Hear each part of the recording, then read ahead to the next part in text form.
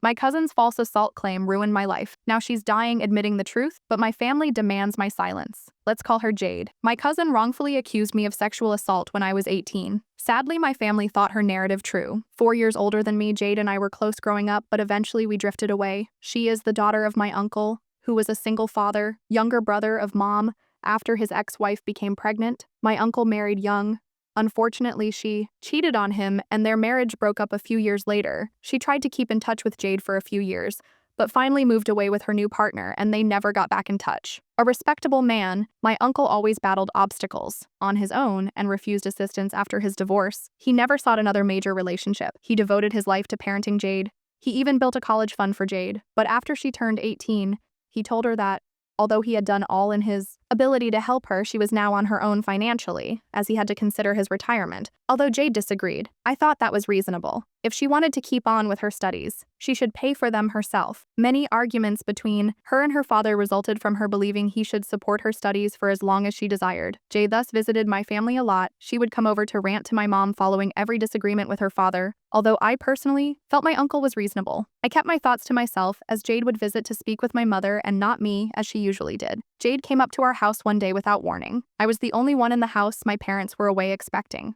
her to go. I told Jade that my mother decided to stay in the living room since she needed some time away from her father, following another dispute. To be honest, I wasn't interested in hearing it again, as she used to vent quite loudly to my mother. And I had heard enough about her battles with her father. Jade began venting to me since my mother was not here. Though I had rather different ideas on the topic, I could see she expected me to be as empathetic as my mother. I cut her off when she once more started grumbling about her father. Although my mother might have agreed with her points of view, I felt my uncle was acting rather sensibly. He had spent his whole life raising her to be a competent and capable independent lady, I told her. Now it was her chance to show him right. If she truly wanted to pursue a master's degree or perhaps a doctorate, she would have to do what everyone else does and pay for it herself. She majored in STEM. Hence I knew that whatever job she finally landed would be sufficient to cover her expenses. She had just to at least try. She insisted, though, that she couldn't work and study at the same time, and that she would find it too much to manage. I advised her maybe she should give up on further study. If she already decided it was difficult for her to work while she was still in school, it was unjust to demand her father keep paying for everything, especially after he had already done so much for her, and she was treating him like the villain. Instead of being appreciative, I said she quite obviously hadn't anticipated that reality check. She started screaming at me and calling me a vile human being. As soon as I said all of this, she said I was a pampered brat who didn't deserve the support I received. Hence, I would never be able to relate to what she was experiencing. Though I stayed quiet, to be honest, I felt she was more of a pampered brat than I was. She screamed at me for a few minutes, then fled the house sobbing. I avoided her. Since, as I mentioned, I had no interest in hearing her grievances over and over again, the sequence of events surprised me as well. My whole life collapsed the next day when she accused me of sexual assault. One accusation turned everything around. After 3 years of quiet from my family, folks are at last learning she had lied. My parents woke me early the day after Jade and I argued, stating that my uncle and Jade were here to visit me, and it was reportedly rather vital. I had no idea what was going on. But when I got downstairs, Jade started shouting, accusing me of sexual assault the night before and acting as though she was breaking down. My parents were equally startled, and my uncle seemed really worried Jade was acting as though she were not even in a state fit for communication.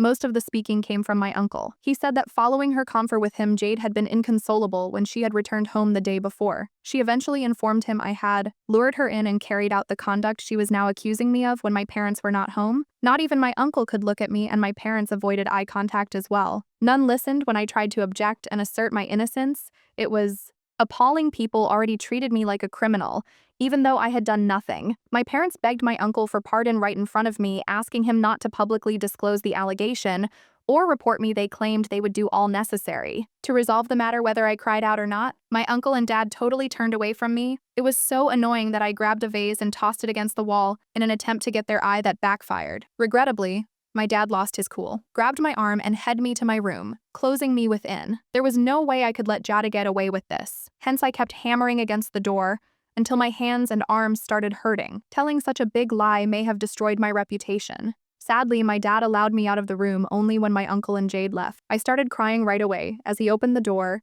and tried to explain to them he hadn't done anything, but they informed me they had seen security footage from the cameras. Outside our house, Jade had come over the previous evening, they noted, and had left the house crying. A few minutes later, they decided to trust her based on her tear-filled fleeing. They told me they were embarrassed of the kind of son Jade had produced.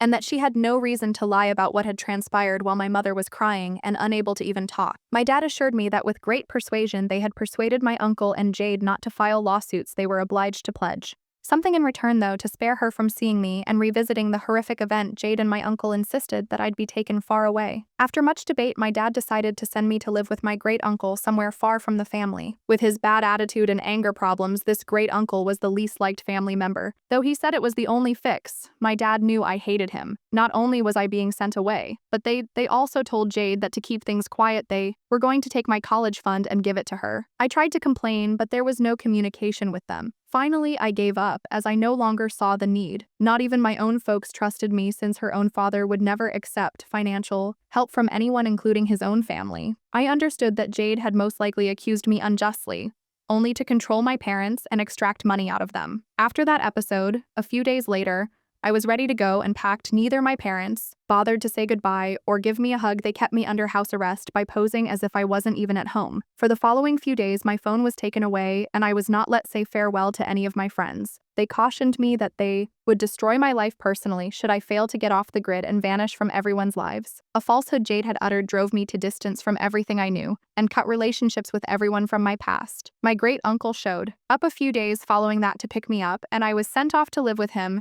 in what felt like an exile. Not one person from my past has contacted me since then. Not even my friends or family. I had to totally start again in my life. It was quite challenging to fit in with my great uncle. When I initially moved in, throughout the day he taunted me nonstop, even though he had no idea why I had been sent out. He would harass me nonstop during the day. He would hold it against me and tease me about it based just on my being kicked out. I had to walk on eggshells around him as he had a bad attitude and rage problems. As I've noted, though, I knew my parents were paying him money every month. He still acted as though he was doing me a great favor by allowing me to stay with him. After the first few weeks, I understood there was no use to weep. Over lost milk, I knew I couldn't live with him indefinitely. My parents had cut me off and forbade me from interacting with anybody from my former life. I resolved to start looking for work, as all I could do was maximize the circumstances. Not even could I go to college. I had been accepted into the college of my choice, but I lacked the resources to pay for attendance. Following several weeks of moping about and a few interviews, I at last landed a job as a warehouse worker. Although the work paid little and was physically demanding, at least with my first pay, I could leave the house owned by my great uncle. I had the good fortune to have a few colleagues around my age who were likewise having financial difficulties. The three of us decided to chip in and share an apartment and grew close friends. I knew my great uncle would consider it a good riddance, so I didn't even bother telling him when I moved out of his house. Never heard from any of my family members once I moved out. I have been living with the same folks I found my first apartment with for the past 3 years. Every one of us has been quite fortunate after a few months of working in the warehouse.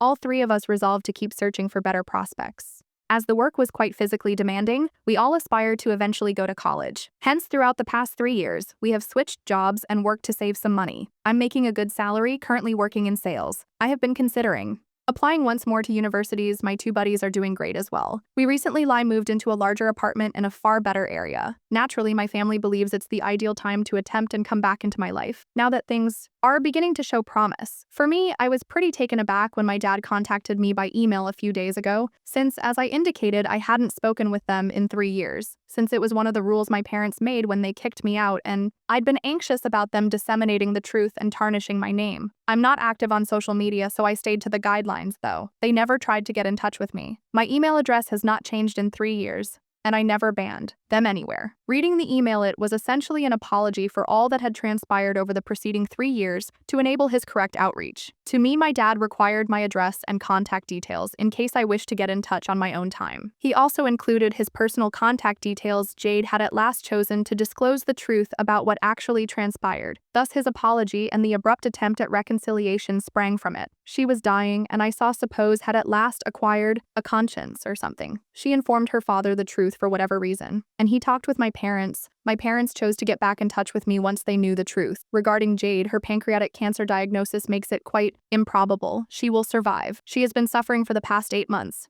Her health is just getting worse, even with continuous medication. Ironically, she couldn't even make decent use of the money from my education fund. She squandered all the money on bad life decisions after screwing me off. She chose to take a gap year with all that money and tour the globe to expand her horizons and find herself, instead of working toward her master's degree, wanting to live luxuriously. She had already spent more than half of her savings when she returned roughly 1 and 2 years earlier. She came back with very little left. and began pestering my parents for more if she stole any more money from my parents, though my uncle threatened to cut her off. She thus gave up on the concept of schooling since she lacked enough money left to afford a master's degree without working, and since working was something she refused to do, she still had some money left, but she kept her careless way of life instead of using it sensibly or trying to increase capital. She was already somewhat spoiled and lethargic from her year-long holiday despite not even seeking a job. She ultimately wasted more money purchasing an apartment and living above her means. She landed a job around a year ago, but she had to quit shortly after learning she had cancer. She now needs the money, hence she has to sell her flat and all else she purchased. Although I don't want to come across as callous after learning what had happened to her, I couldn't help but feel some gratification. She was her own worst enemy, so she had no enemies. After I closed the email from my dad, I had to consider whether or not I wanted to contact my parents again.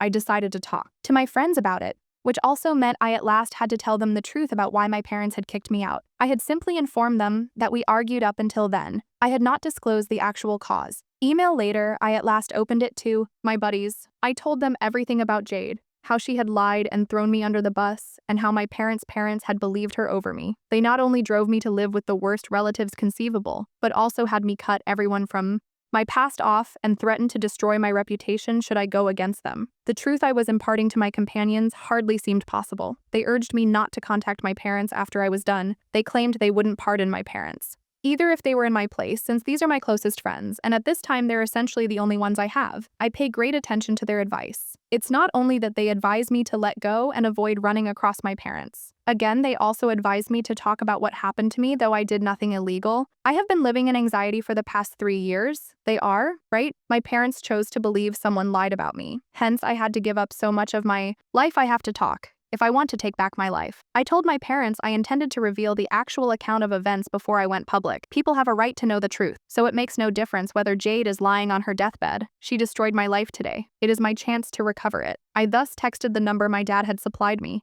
and informed him exactly what I was going to do. The screenshots of the email my dad sent me already proved Jade had been lying. I could thus post the truth on social media, immediately forget about just blogging. I may at last have social media once more, though I suppose he misinterpreted the circumstances. I wasn't asking my dad for approval. Now he and my mother, together with my uncle, are blowing up my phone and asking me not to do this. They contend that Jade has already gone through a lot, is suffering more than she has ever done, and has gotten her karma. They say I need not discipline her going forward. They are requesting me not to reveal the facts in public since it will damage Jade's reputation. Without saying why I left in the first place, they seem to believe I can come back into their life and resume what I left behind. In a sense, they are correct. No one will probably challenge it, though I could. I do not think I want to. Jade stole a great portion of my life, and even my friends find it quite reasonable for me to share the truth. It is about people knowing what actually happened, not about exacting revenge against her. Besides, there are few logical reasons for missing 3 years from everyone's life and then showing up again without a word. I'm happy enough here, so I don't even intend to return to the city. Yet I do miss some of my relatives and friends who treated me well. They should at least be entitled to know the truth. The only thing keeping me from posting is the constant calls and texts from my parents and uncle. They almost have been begging me not to go public. Jade seems to be in quite poor form. What then would happen if I went ahead and revealed to my cousin,